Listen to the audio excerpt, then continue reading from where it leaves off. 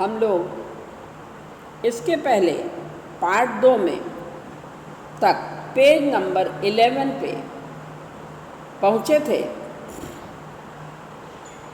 कि अपने चिमटे का वर्णन करते हुए हामिद ने ये बताया था कि मेरा बहादुर चिमटा आग में, पानी में, आंधी में, तूफान में बराबर डटा रहेगा, मतलब खड़ा रहेगा। यहाँ तक हम लोग पहुँचे थे। आज इस लेक्चर में चिमटे ने सभी को मोहित कर लिया। इस पैराग्राफ से पढ़ेंगे कि चिमटे ने सभी को मोहित कर लिया, लेकिन अब पैसे किसके पास धरे हैं? कि हामिद के चिमटे ने सबको प्रभावित तो किया, लेकिन अब बच्चे हामिद की तरह चिमटा खरीदें भी तो कैसे? अब उनके पास पैसे तो बचे नहीं हैं। फिर मेले से बहुत दूर निकल आए हैं। धूप तेज हो रही है, घर पहुंचने की जल्दी है। फिर वो लोग घर की तरफ बढ़ रहे हैं और मेले से काफ़ी दूर भी निकल आए हैं। धूप भी तेज हो गई है। अब सबको घर पहुंचने की जल्दी है। बड़ों से जिद करें तो भी चिमटा नहीं मिल सकता। अगर अपने जो बड़े, मतलब उनके साथ पेरेंट्स गए हैं, अभिभावक गए हैं, अगर उनसे वो जिद भी करें तो भी कोई भी अभिभावक बच्चों को चिमटा नहीं खरीद के दिलाएगा। हामिद है बड़ा चालाक, इसीलिए उसने अपने पैसे बचा कर रखे थे। कि हामिद ने चालाकी दिखाई और अपने पैसे बचा करके रखे थे चिमटा खरीदने के लिए। औरों ने 3-3, 4-4 आने पैसे खर्च किए, पर कोई काम की चीज़ ना ले सके। 4 आना आप लोग जिसको 25 पैसे बोलते हैं, 25 पैसे 4 आने को कहते हैं। तो लोगों ने 3 आना, 4 आना पैसा खर्च किया, पर किसी ने कोई काम की चीज़ नहीं खरीदी। हामिद ने 3 पैसों में रंग जमा लिया। रंग जमाना एक मुहावरा है जिसका अर्थ होता है प्रभावित करना। हामिद ने केवल 3 ही पैसों में सबको प्रभावित कर लिया। सच्ची तो है, खिलौनों का क्या भरोसा, टूट फूट जाएंगे।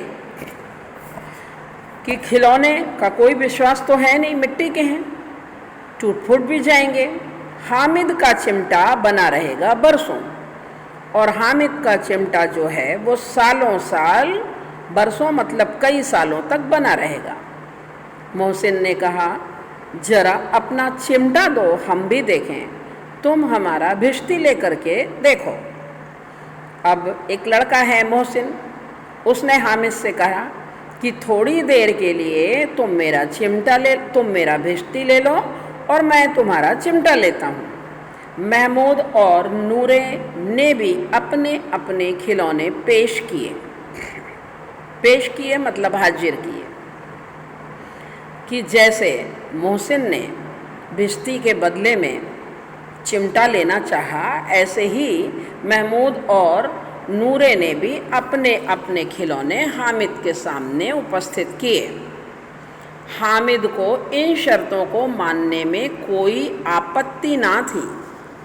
हामिद इन शर्तों मतलब थोड़ी देर के लिए जिसका खिलौना उसके पास आएगा, उतनी ही देर के लिए अपना चिमटा खिलौना देने वाले को वो देगा।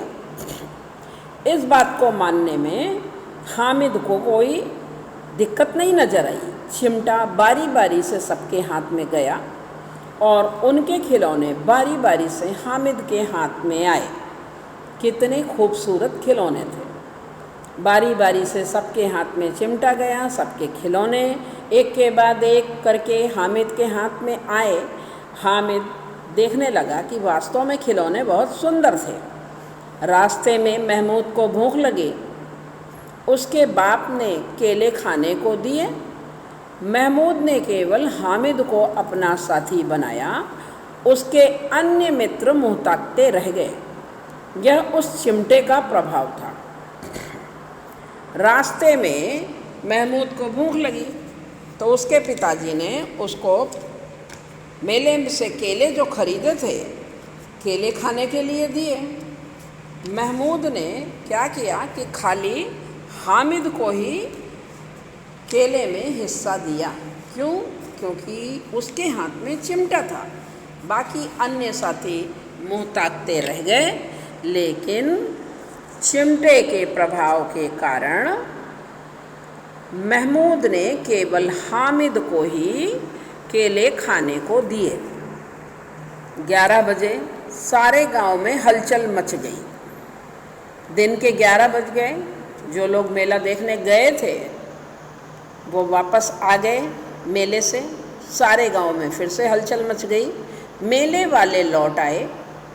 मोहसिन की छोटी बहन ने दौड़कर भिश्ती उसके हाथ से छीन लिया और मारे खुशी के उछली तो मियाँ भिश्ती नीचे आ रहे और सुरलोक सिधारे।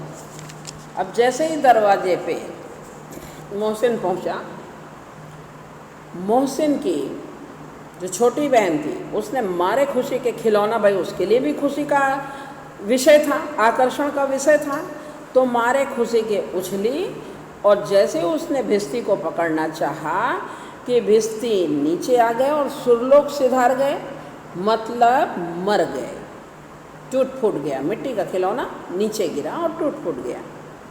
मियाँ नूरे के वकील का अंत इससे भी ज़्यादा गौरवमय हुआ। गौरवमय मतलब महिमामयी, गर्व की तरीके से,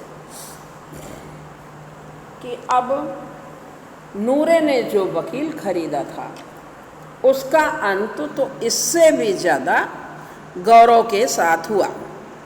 वकील ज़मीन पर या ताक पर बैठ नहीं सकते। अब वकील है, सम्मानित व्यक्ति है, तो बच्चे उसे ज़मीन पे कैसे बिठाएं? ताक कहते हैं दीवार में बना हुआ एक छोटा सा, दीवार में एक ईंटों को निकाल करके बनाया जाता है। वहाँ पे ईंट नहीं लगाई जाती गांव में दीपक रखने के लिए, तो ताके पे भी उसको नहीं रख सकते। उनकी मर्यादा का विचार तो करना ही होगा। वकील की जो इज्जत है आखिर उसका विचार तो करना ही पड़ेगा। दीवार में 2 खूंटियाँ गाड़ी गईं, इसलिए दीवार में 2 खूंटियाँ मतलब लकड़ी का छोटा छोटा डंडा होता है पटरा रखने के लिए, उसको खूंटियाँ कहते हैं, कि जिसे आज की भाषा में आप कील भी कह सकते हैं। तो दीवार पर 2 खूंटियाँ गाड़ी गईं, उन पर लकड़ी का एक पटरा रखा गया और दोनों खूंटियों से टिका करके एक लकड़ी का पटरा रखा बच्चों ने। पटरे पर कागज का एक कालीन बिछाया गया। अब नया नया खिलौना पाए हैं तो उसकी व्यवस्था तो बनाएंगे ही बच्चे, तो उस पर उन लोगों ने कागज का एक कालीन मतलब गलीचा तैयार किया। किसके लिए? उस वकील खिलौने के लिए।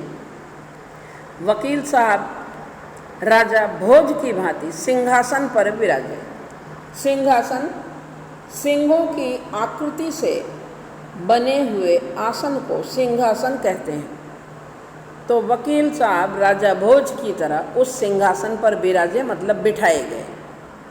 नूरे ने उन्हें पंखा झलना शुरू किया और नूरे नामक जो लड़का है उसने उन वकील को पंखा झलना शुरू कर दिया। झलना मतलब हिलाना शुरू किया। अदालतों में खस की टट्टियाँ और बिजली के पंखे होते हैं। अब अदालत में जहाँ वकील होते हैं वहाँ पे एक तो बिजली के पंखे चलते हैं, दूसरे गर्मी में खस का एक प्रकार का टाट होता है, उस पर जो कूलर में होता है ना, अंदर की साइड से उस पर पानी गिरता है तो ठंडा देता है। तो कूलर में जो खस की टट्टी लगाई जाती है वही ऐसी टट्टियाँ अदालतों में लगाते हैं और पानी छिड़कते रहते हैं। तो बाहर की गर्म हवा जब अंदर प्रवेश करती है तो उस खस के कारण हवा ठंडी हो जाती है।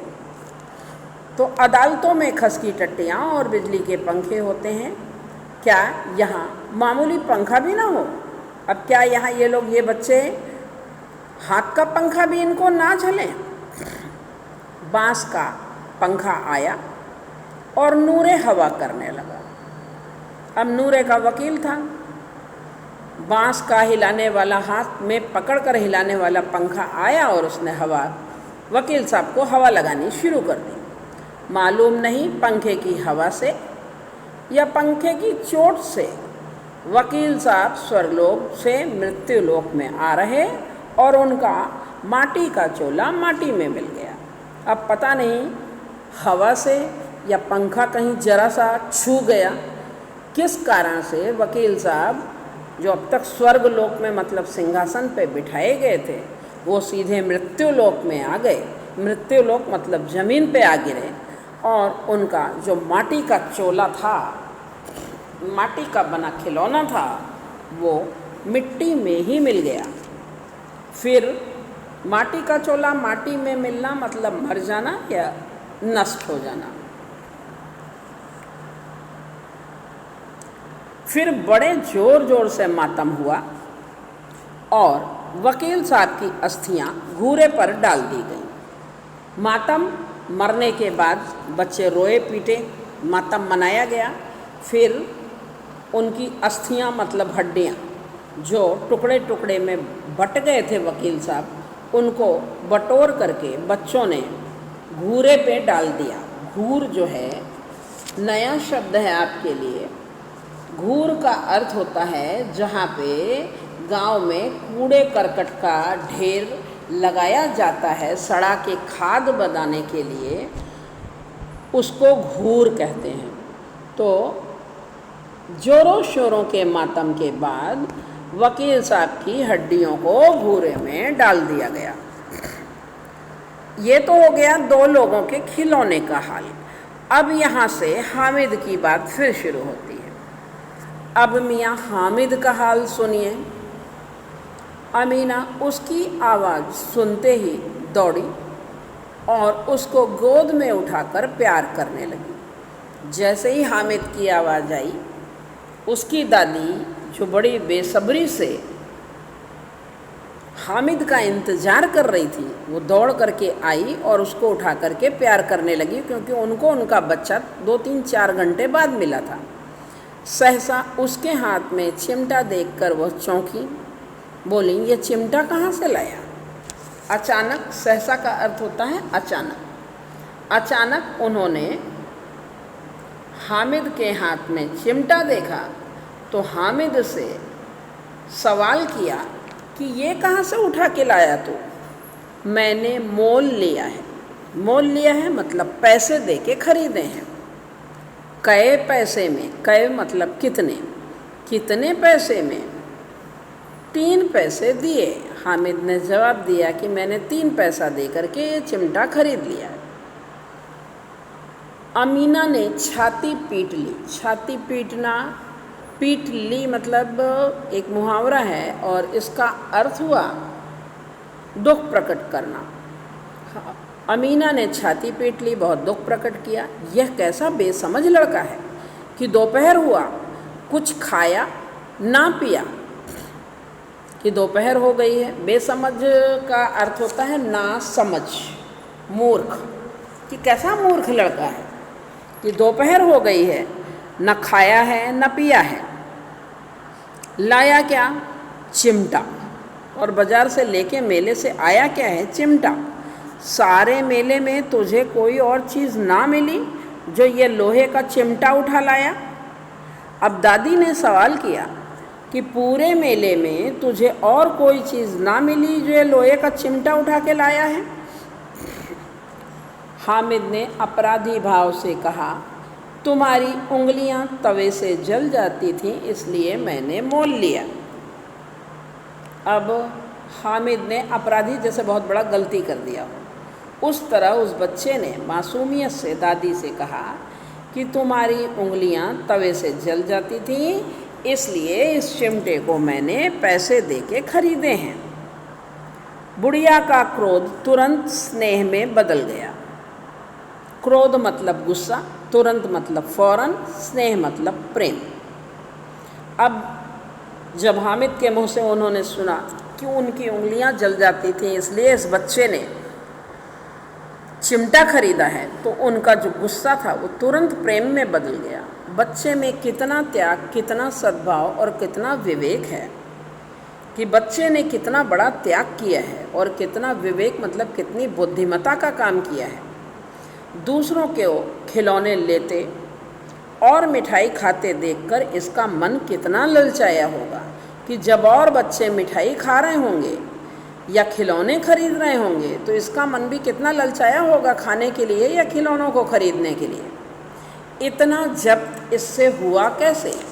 जब्त का अर्थ होता है धीरज या संयम। ये छोटा बच्चा इतना बड़ा धीरज रख कैसे पाया? अमीना का मन गदगद हो गया।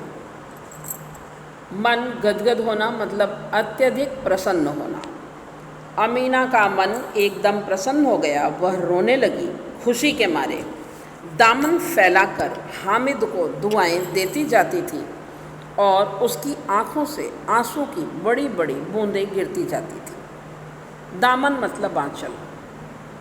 आंचल फैला करके वो अल्लाह से हामिद के लिए दुआ मांग रही थीं और हामिद को दुआ दे रही थीं और उनकी आँखों से आंसू की बड़ी बड़ी बूंद गिर रही थी। यहीं पे ये पाठ पूरा होता है। शब्दार्थ यद्यपि कि मैंने आप लोगों को समझा दिया है लेसन के साथ ही, फिर भी ईद की नमाज पढ़ने की जगह को ईदगाह कहते हैं। सानी पानी चारे की सामग्री में जो पानी डाल करके चारे को सान करके पशुओं को खिलाया जाता है उसे सानी कहते हैं। कुबेर धन के देवता को कहते हैं। अनगिनत जिसे गिना ना जा सके। निगोड़ी मतलब दुष्ट। बिसात का अर्थ होता है औकात। सिजदा एक विशेष मुद्रा में झुकना। लड़ी का अर्थ होता है माला। क्रम। धावा आक्रमण करना या हमला बोलना। कोश का अर्थ होता है खजाना। पृथक का अर्थ होता है अलग। सबील प्याऊ को कहते हैं जहाँ शरबत पिलाया जाता है। जब्द का अर्थ होता है धीरज। भिस्ती पुराने ज़माने में घर घर जाकर पानी पहुँचाने वाले को कहते थे। मशक चमड़े से बनी हुई पानी इकट्ठा करने की थैली को कहते थे। नीचे हैं मुहावरे। मैंने लेसन के साथ ही आप लोगों को समझाया। दिल कचोटना मतलब दुख होना। पेड़ा पार लगाना संकट से बचाना। गले मिलना प्रेम से भेंटना। दिल बैठ जाना। दिल बैठ जाना मुहावरे का अर्थ होता है निराश होना। बाल बांका ना होना इस मुहावरे का अर्थ होता है जरा भी नुकसान ना होना। सुरलोक सिधारना। सुरलोक सिधारना मुहावरे का अर्थ है मर जाना। छाती पीट लेना इस मुहावरे का अर्थ है दुख प्रकट करना। अब अभ्यास में देखिए, हामिद ने चिमटा ही क्यों खरीदा? कि हामिद ने मेले में से और कुछ ना खरीद कर चिमटा ही क्यों खरीदा? तो इसका उत्तर इस प्रकार आप लोग लिखेंगे कि और खिलौने जो हैं, हामिद को लोहे की दुकान पर चिमटा देखकर, और खिलौने पे तो खड़ा ही नहीं हुआ। हामिद को लोहे की दुकान पर चिमटा देखकर ख्याल आया कि दादी के पास चिमटा नहीं है। तवे से रोटियां उतारते समय उसकी उंगलियां जल जाती हैं। चिमटा ले जाने पर वे जरूर प्रसन्न होंगी। चिमटा होने पर उसकी उंगलियां नहीं जलेंगी और घर में एक काम की चीज़ भी हो जाएगी। खिलौने और मिठाइयाँ खरीदने में तो पैसों की बर्बादी ही है। ऐसा सोचकर हामिद ने और कोई चीज़ ना खरीदकर चिमटा ही खरीदा। अगला प्रश्न है इसमें, चिमटा खरीदने के लिए हामिद कौन से कारण बताता है? चिमटा खरीदने के लिए हामिद कौन से कारण बताता है? तो लगभग दोनों का उत्तर काफ़ी मिलता जुलता है कि हामिद ने बड़े गर्व के साथ अपने साथियों को बताया कि चिमटा सबसे बड़ा खिलौना है, इसे कंधे पर रखें तो यह बंदूक बन जाएगा। हाँ, ये प्रश्न बच्चे जब पूछ रहे हैं कि तुमने चिमटा क्यों खरीदा, तब वो बताता है। तो ये दोनों का उत्तर थोड़ा फ़र्क है। हामिद ने चिमटा ही क्यों खरीदा, ये अलग प्रश्न है, इसका उत्तर अलग है, क्योंकि उसके मन में ख्याल आया और यहाँ पे वो बच्चों को बता रहा है कि हामिद ने बड़े गर्व के साथ अपने साथियों को बताया कि चिमटा सबसे बड़ा खिलौना है, इसे कंधे पर रखें तो यह बंदूक हो जाएगा, हाथ में लेने पर फ़कीरों का चिमटा हो जाएगा, चिमटे से मंजीरे का काम भी लिया जा सकता है, यदि वह एक चिमटा जमा दे तो सभी के खिलौनों की जान निकल जाए, उसका चिमटा तो बहादुर शेर है, वह आग में, पानी में, आंधी तूफान में बराबर डटा रहेगा। इस प्रकार हामिद ने चिमटा खरीदने के पीछे कई कारण बताए। अगला प्रश्न है, बूढ़ी अम्मा का क्रोध स्नेह में क्यों बदल गया? हामिद के चिमटा लाने पर अम्मा को दुख हुआ, उसे हामिद की नासमझी पर क्रोध भी आया।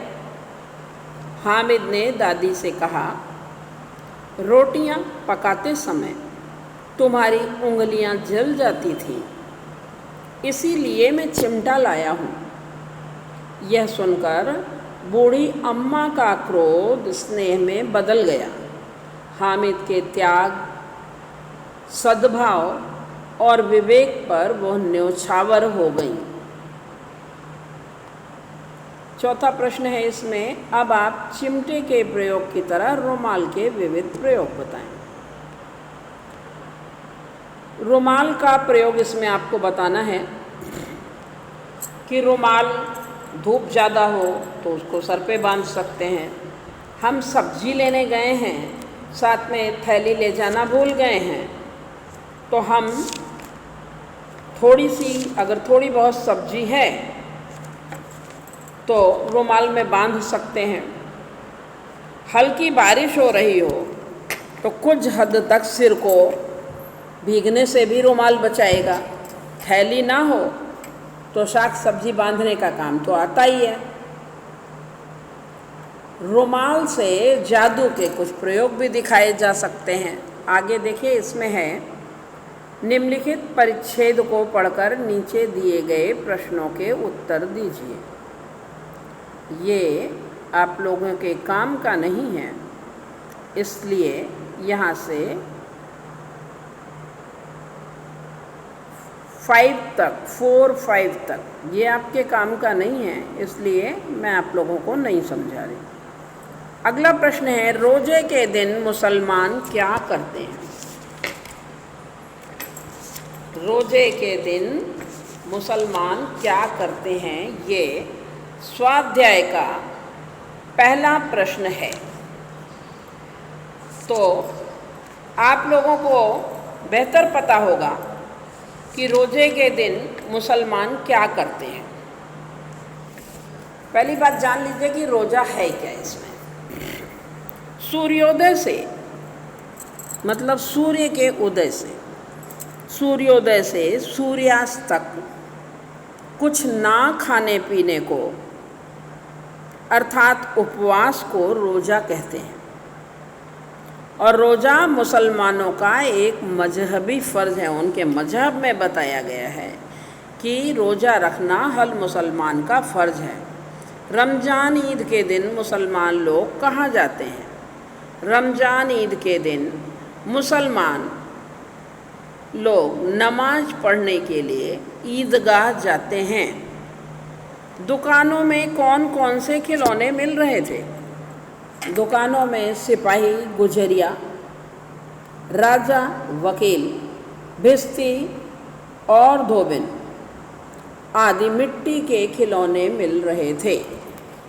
आगे हम लोग देखते हैं, इसमें है कुछ शब्द दिए हुए हैं। क्वेश्चन नंबर 2 में कुछ शब्द दिए हुए हैं, उनका आपको समानार्थी और विरोधी दोनों बताना है। शीतल, पहला शब्द है शीतल। शीतल का समानार्थी होता है ठंडा। शीतल का समानार्थी होता है ठंडा और विरोधी होता है उष्ण। ऊ फाड़ियोशा ओड़ा, उष्ण। दूसरा शब्द है प्रसन्न। प्रसन्न का समानार्थी होता है खुश और विरोधी होता है खिन्न। खापे छोटी की मात्रा, आधा ना और पूरा ना, खिन्न। तीसरा शब्द है गरीब। गरीब का समानार्थी होता है दीन और विरोधी होता है गरीब का अमीर। विरोधी मतलब उल्टा। चौथा शब्द है इसमें अंधकार। अंधकार का समानार्थी होता है अंधेरा और विरोधी होता है अंधकार का प्रकाश। अगला शब्द है स्नेह। स्नेह का समानार्थी प्रेम और स्नेह का विरोधी होता है घृणा, घृणा। अगला शब्द है पुरानी। पुरानी का समानार्थी होता है प्राचीन, प्राचीन, प्राचीन और पुरानी का विरोधी होता है नई, पुरानी, नई। इसमें आगे है मुहावरों का अर्थ देकर वाक्य में प्रयोग कीजिए। पहला मुहावरा है बेड़ा पार लगाना। यद्यपि कि मैं पढ़ाते पढ़ाते आप लोगों को मैंने सारे मुहावरों के अर्थ बताए थे, लेकिन फिर से एक बार बता दूं, बेड़ा पार लगाना मतलब संकट से बचाना। वाक्य प्रयोग, भगवान ही गरीबों का बेड़ा पार लगाता है। दूसरा शब्द मुहावरा है इसमें बाल बांका ना होना। बाल बांका ना होना मतलब जरा भी नुकसान ना होना। इसका वाक्य प्रयोग आएगा इस तरह से कि डाकुओं ने गांव वालों पर गोलियां चलाई थीं, परंतु उनका बाल भी बांका ना हुआ। अगला मुहावरा है छाती पीट लेना। छाती पीट लेना मतलब दुख प्रकट करना। इसका वाक्य प्रयोग इस तरह करेंगे, बेटा गुस्से में आकर चला गया तो माँ ने छाती पीट ली। बेटा गुस्से में आकर घर छोड़कर चला गया तो माँ ने छाती पीट ली। अगला मुहावरा है दिल चीरना। दिल चीरना का अर्थ होता है बहुत दुख पहुँचना। बेटी की या बेटे की बुरी करतूतों ने माँ का दिल चीर दिया। बेटे की बुरी करतूतों ने माँ का दिल चीर दिया। अब पूरा पाठ मैंने आप लोगों को समझा दिया। इस पाठ को यहीं पे समाप्त करते हैं। आगे आपके समझने जैसा नहीं है कुछ। Okay, bye.